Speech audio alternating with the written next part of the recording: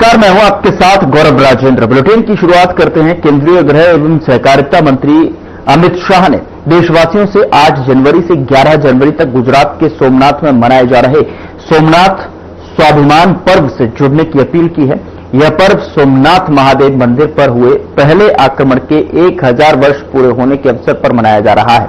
अमित शाह ने कहा कि प्रधानमंत्री नरेंद्र मोदी ने यह निर्णय लिया है और इसलिए लिया है ताकि आने वाली पीढ़ियों तक सनातन संस्कृति की अविरलता और जीवटता और आत्मगौरव का संदेश पहुंचाया जा सके।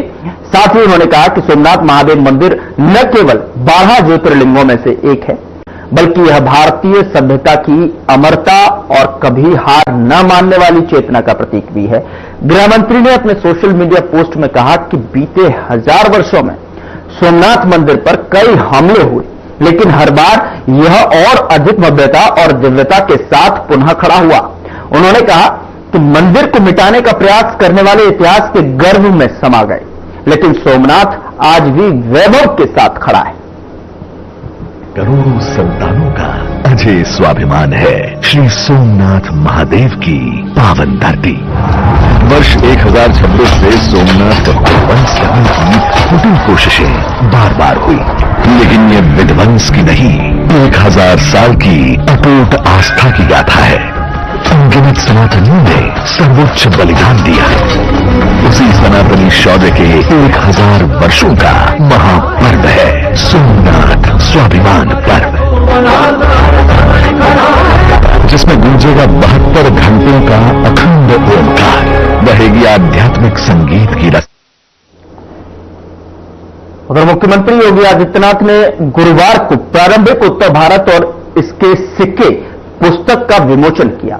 यह आयोजन मुख्यमंत्री के सरकारी आवास 5 कालिदास मार्ग पर आयोजित हुआ और इस दौरान उन्होंने क्या कुछ कहा, आपको सुनाते हैं। जननी जन्मभूमिश्च स्वर्गादपि गरीयसी।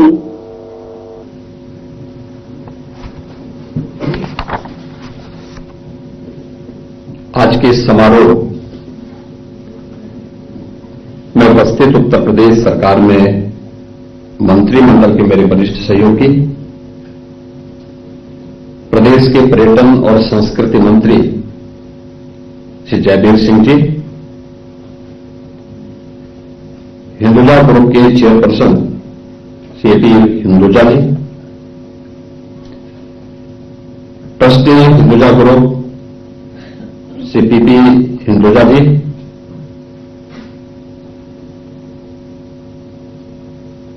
और जिस आयोजन के साथ हम सब जुड़ रहे हैं, जिस पुस्तक का भी यहां पे विमोचन हुआ है, पुस्तक के यशस्वी लेखक प्रोफेसर देवेंद्र हांडा जी, आज के समारोह में उपस्थित हिंदुजा फाउंडेशन से जुड़े हुए सब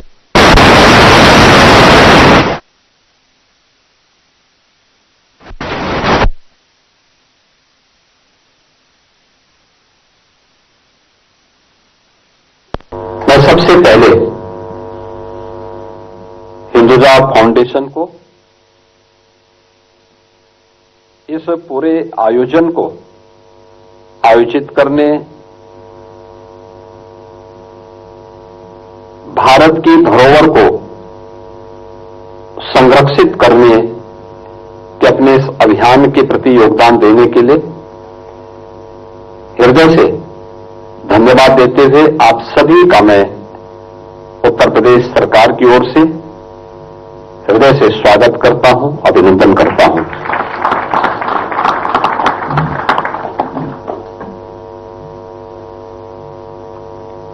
यह पुस्तक और यह समारोह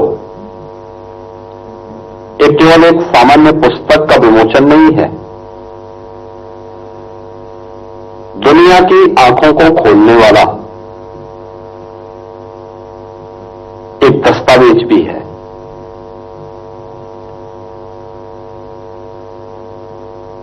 हम इस बात से पूरी मजबूती के साथ कह सकते हैं कि महाभारत जिस भारत के बारे में कहता है कि दुर्लभम भारतीय जन्म मानुषम तत्र दुर्लभम, यानी भारत में जन्म लेना दुर्लभ है और उसमें भी मनुष्य के रूप में जन्म लेना तो और भी दुर्लभ है। इसकी झलक हिंदुजा फाउंडेशन और प्रोफेसर देवेंद्र हांडा जी ने इस पुस्तक के माध्यम से आप सबके सामने प्रस्तुत किया है और यहां पर जो ये प्रदर्शनी लगाई गई है ये उसकी एक झलक भी है। क्योंकि बहुत सारे लोगों को आपत्ति हो सकती होगी, क्योंकि इस आपत्ति के बहुत सारे कारण हैं। याद करिए, बहुत सारे पश्चिमी विद्वानों ने हमेशा इस बात को माना है और इस बात को बार बार कहते रहे हैं कि भारत एक इकाई नहीं थी। वे अपने आप के विद्वान कहते हैं, लेकिन उनके द्वारा लगातार इस साजिश और दुष्प्रचार किया जाता रहा। 1947 में देश उसका भुक्तभोगी बना था,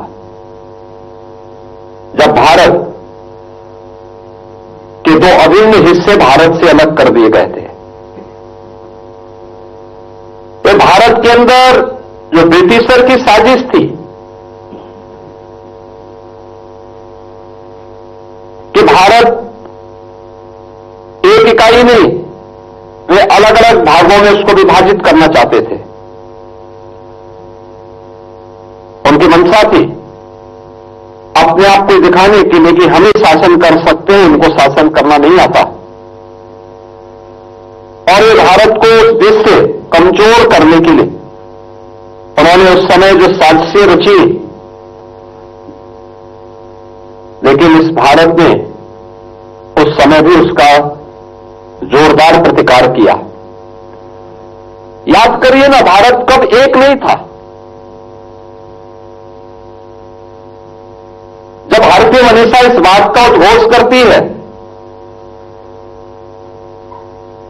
कि उत्तरम यत् समुद्रस्य हिमाद्रे सेव दक्षिणम वर्षम तद भारतम नाम भारती तत्र संतति।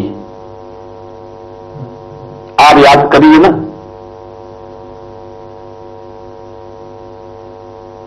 यह जो श्लोक है यह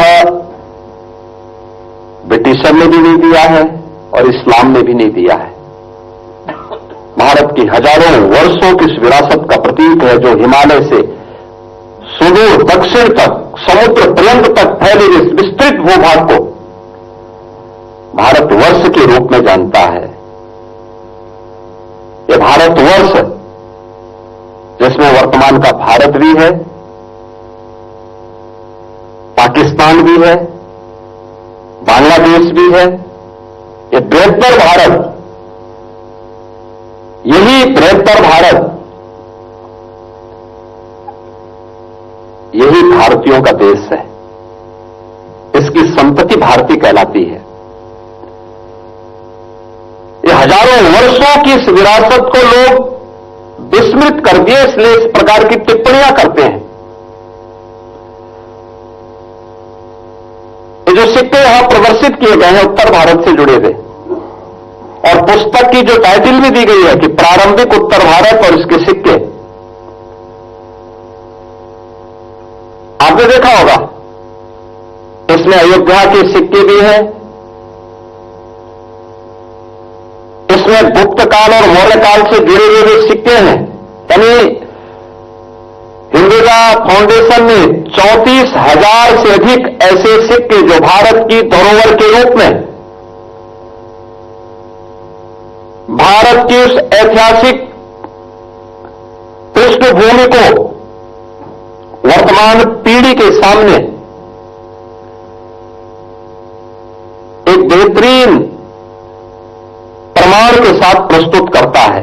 और यह जो पुस्तक है, पुस्तक ने तो अपने आप में 2500 वर्ष की इस विरासत को हमारे सामने रखा है। याद करिए ना, आज के जो पाश्चात्य इतिहासकार हैं, इनको 2000 वर्ष पुरानी किसी भी बारे में कोई जानकारी नहीं है। 2000 वर्ष पुरानी का मतलब उनका यह मानना है कि 2000 वर्ष पहले कुछ था ही नहीं, और उस समय की उनकी जो धारणा है वह तो आप उनके विभिन्न ग्रंथों के माध्यम से देख सकते हैं। लेकिन भारत ने कभी भी हमेशा से तथ्य और प्रमाण को सामने रख करके फिर उसको अपने सामने प्रस्तुत किया। काशी के सिक्के भी हैं, अयोध्या के भी सिक्के हैं, कौशाम्बी के हैं, पांचाल जनपद का भी है, मथुरा का भी है। यानी उन सभी क्षेत्रों से जुड़े हुए दुर्लभ सिक्के, और उसमें भी उनके ये सिक्के कुछ तो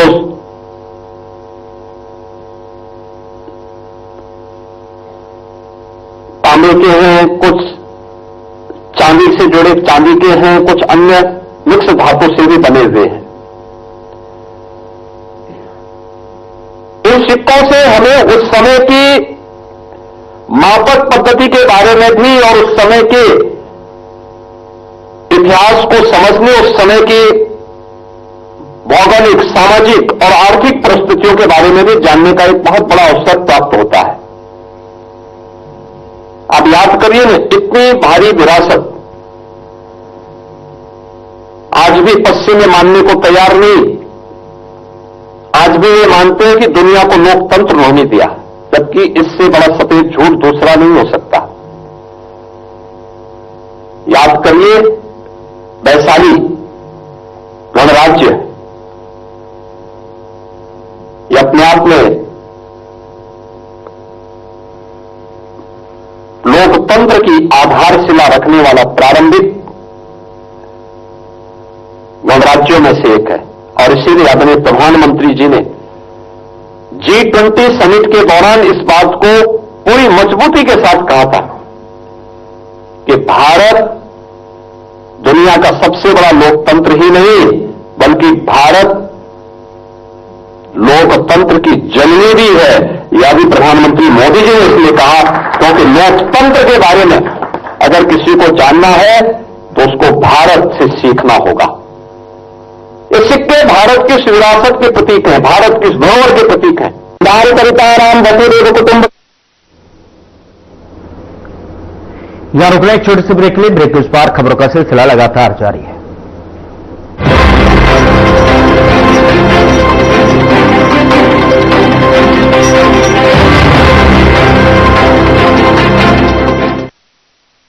कुछ लोग खाते पीते तो बहुत बढ़िया हैं, पर फिर भी उनकी सेहत नहीं बनती।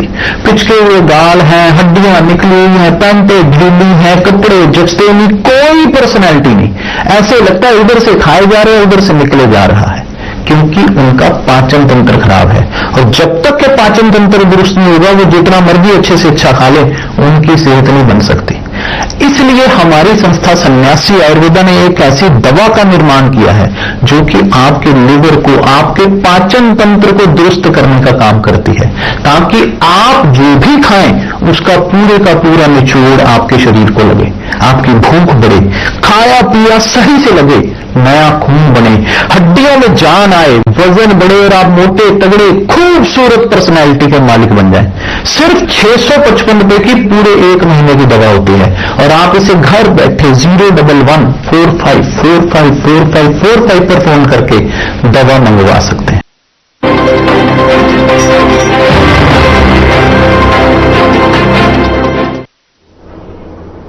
ब्रेक के बाद स्वागत है आपका। खबरों में आगे बढ़ते हैं। साधना समूह के विकसित भारत 2047 पर उत्तर प्रदेश की भूमिका पर विशेष चर्चा हुई।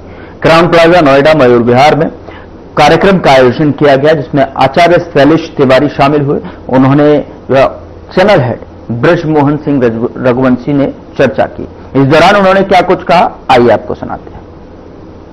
मुझे लगता है कि आचार्य शैलेश तिवारी जी को किसी इंट्रोडक्शन की उतनी जरूरत नहीं है, क्योंकि रात्रि 8 बजे से लेकर 10 बजे तक आप देश के में किसी भी चैनल को खास तौर से अगर आप उनको स्विच ऑन करेंगे तो आप आचार्य शैलेश तिवारी जी को पाएंगे जरूर।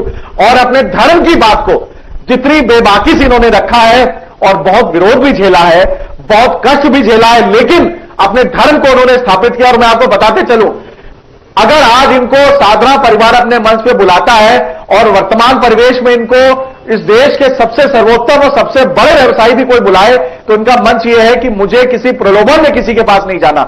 लेकिन आपका आज एक धार्मिक चैनल है और आपके माध्यम से लोगों तक मेरी बात पहुंचेगी, इसलिए मैं आपके प्रोग्राम में जरूर आऊंगा। और आज इनके लगभग 6 चैनल्स पे प्रोग्राम्स हैं, लेकिन आचार्य शैलेश तिवारी जी ने मुझे समय दिया।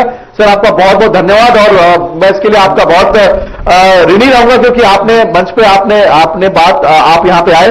सर, विकसित भारत 2000। धन्यवाद ब्रिजमोहन जी, आपने मुझे मौका दिया। सबसे पहले यहां उपस्थित सभी महानुभावों को मैं हार्दिक अभिनंदन करता हूं। विशेष तौर पर हमारे बड़े भाई गार्जियन स्वरूप रवि तिवारी जी को मैं अभिनंदन करता हूं और यहां पर उपस्थित सभी देवतुल्य महानुभावों को, लक्ष्मी स्वरूपा देवियों को अभिनंदन करता हूं। आने वाला वर्ष 2026 आप लोगों के जीवन में खुशियां लाए, आप लोग आरोग्यपूर्ण रहे, ऐसी कामना करता हूं। धन्यवाद ब्रिजमोहन जी, आपने अपने इस स्टेज पर मुझे मौका दिया राष्ट्र के बारे में बोलने के लिए। और जो पिछली 11 वर्षों से मोदी सरकार जी का काम है उस पर मुझे लगता है आप चर्चा करेंगे। आप आगे प्रश्न पूछें। सर, 2014 के बाद से आचार्य जी देश में धर्म को लेकर के 2 हिस्से बन गए। एक बड़ा हिस्सा कहता है कि धर्म जरूरी है, ईश्वर जरूरी है। एक दूसरा हिस्सा कहता है कि यह पाखंड है। क्या कहेंगे आप इसमें? देखिए, ईश्वर के बिना सब कुछ नश्वर है, लेकिन ईश्वर के बिना कुछ भी संभव नहीं है। यहां तक कि एक पत्ता भी हिलता है तो बिना ईश्वर की अनुमति से नहीं हिलता। देखिए, कुछ लोग बोलते हैं भगवान नहीं है। आप बता दो कि कैसे भगवान है, तो मैं आपको प्रूफ करके बता रहा हूं कि आपको यह हवा नहीं दिख रहा है, इसका साइज नहीं दिख रहा है, वजन नहीं दिख रहा है, लेकिन इसी ऑक्सीजन को एक सिलेंडर में डाल देते हैं तो उसका वजन भी दिखता है, उसको लिक्विड रूप में भी आप देख सकते हैं। ठीक उसी प्रकार ईश्वर अनुभूति का एक ऐसा दिव्य स्वरूप है जिसे हम हर पल महसूस करते हैं। अपने मन के अंदर ईश्वर का वास समझते हैं और यह शरीर नश्वर है। जिस समय मनुष्य के शरीर के अंदर वायु का आगमन बंद हो जाए तो वह नश्वर बन जाता है। इसलिए ईश्वर जो है वह जगत के पालनहार हैं, जगत के अविनाशी हैं, जगत के भाग्य विधाता हैं। जो लोग ईश्वर को नहीं मानते हैं वह स्वयं को नहीं जानते कि वह इस धरती पर क्यों आए हैं। जैसे पशु पक्षी लोग आते हैं और निकल जाते हैं, कुछ जीव जंतु आते हैं निकल जाते हैं, कीट पतंग आते हैं निकल जाते हैं, वह ईश्वर को नहीं समझ पाते। ठीक उसी प्रकार वह मनुष्य ईश्वर को नहीं समझ सकता तो वह कीट पतंग से भी बदतर है। मेरा ऐसा मानना है कि ईश्वर को मानने वाला और ईश्वर को नहीं मानने वाला, जो नहीं मानने वाला है वह भी जब संकट में होता है तो ईश्वर को ध्यान करता है, ईश्वर को जपता है, ईश्वर से गुहार लगाता है। अगर किसी व्यक्ति को शरीर में दर्द हो, भले ही वह भगवान को नहीं मानता, उसके ऊपर बहुत सी बड़ी कठिनाइयां आती है तो ईश्वर को जरूर ध्यान करता है। मेरा मानना है कि ईश्वर के नहीं मानने वाले ना के बराबर हैं और जो ना हैं वह मनुष्य रूपी नहीं के बराबर ही हैं। और जो 2014 की बात कह रहा हूं, निश्चित तौर पर 2014 के बाद पूरे भारत में एक जन जागृति आई है। जब मंदिर में लोग नहीं जाते थे, सुनसान हुआ करता था, आज मंदिरों में इतना जगह है। मैं भारत के करीब करीब सभी मंदिरों में गया हूं। पहले मुझे करीब करीब सभी मंदिरों में वीवीआईपी प्रोटोकॉल मिलता था और आराम से दर्शन होता था। आज उसके लिए सोचना पड़ता है कि वहां जाएंगे तो बहुत लोगों को परेशानी ना हो, तो आम जनमानस बनकर ही जाइए। जैसे बाबा विश्वनाथ का मंदिर मैंने 25 से ज्यादा रुद्राभिषेक बाबा के पास बैठ करके 2013 से पहले किया, यानी 5 से 13 तक। लेकिन अब आप जाते हैं तो 10 सेकंड से लेकर 30 सेकंड तक आपको समय मिलता है, उससे ज्यादा आप समय नहीं वहां रुक सकते। तो इसका मतलब यह है कि 2014 के बाद भारत में सनातन धर्म का जन जागरण हुआ है और निश्चित तौर पर भारत का सनातन धर्म का विकास बहुत हुआ है। और मेरा ऐसा मानना है कि सनातन धर्म का सिर्फ विकास नहीं बल्कि सबका विकास और सबका साथ मिला है। देखिए, जैसे राम मंदिर का निर्माण हुआ, निर्माण होने के बाद 2024 में उद्घाटन हुआ, तो आप जान लीजिए कुछ लोग बोलते हैं कि क्या हो गया, क्यों हुआ और उससे क्या फायदा, कोई हॉस्पिटल बन जाता। भाई, राम मंदिर निर्माण हुआ है तो वहां पर 10 लाख लोगों को रोजगार मिला है। आप बोलते हैं कि सिर्फ ब्राह्मणों को रोजगार मिला है, कुछ लोग बोलते हैं सिर्फ फूल वालों को। सिर्फ फूल वालों को और ब्राह्मणों को नहीं रोजगार मिला है, वहां कंस्ट्रक्शन बढ़ गया है, वहां रोड बन गया है, वहां पर बिजली की खपत बढ़ गई है, वहां पर जो मिठाई है, फूल है, उसके अलावा पर्यटन के लिए 5 स्टार होटल हैं, सामान्य छोटे बड़े होटल हैं, मझले होटल हैं। तो इस प्रकार से 10 लाख से ज्यादा लोगों का रोजगार की प्राप्ति केवल और केवल अयोध्या में हुआ है। और जैसा मैंने इकोनॉमिक्स का विद्यार्थी रहा हूं, मैंने एमए इकोनॉमिक्स किया है, मैंने ज्योतिष पर विशेष वैदिक तंत्र पर आचार्य की पढ़ाई की है, मैंने पत्रकारिता की भी पढ़ाई IIMC से किया है। तो मेरा जो आकलन है कि 50,000 करोड़ से ज्यादा 5 साल में केवल और केवल राम मंदिर और बाबा विश्वनाथ जी के मंदिर से आवागमन व्यापार का हो रहा है, 50,000 करोड़ से ज्यादा का। तो यह सब केवल और केवल राम मंदिर के निर्माण से हुआ है, काशी के कॉरिडोर से हुआ है। और सिर्फ काशी का कॉरिडोर ही नहीं बना है, आप देखिए कि 2014 के बाद उज्जैन महाकालेश्वर का कॉरिडोर बना है, केदारनाथ का जिस तरह से भीषण आपदा आई थी उसके बाद से नवनिर्माण हुआ है, बद्रीनाथ जी का नवनिर्माण हुआ है, हमारे बाबा विश्वनाथ जी के पास ही नजदीक में विंध्यवासिनी माता के विंध्याचल में हुआ है निर्माण, मिर्जापुर में।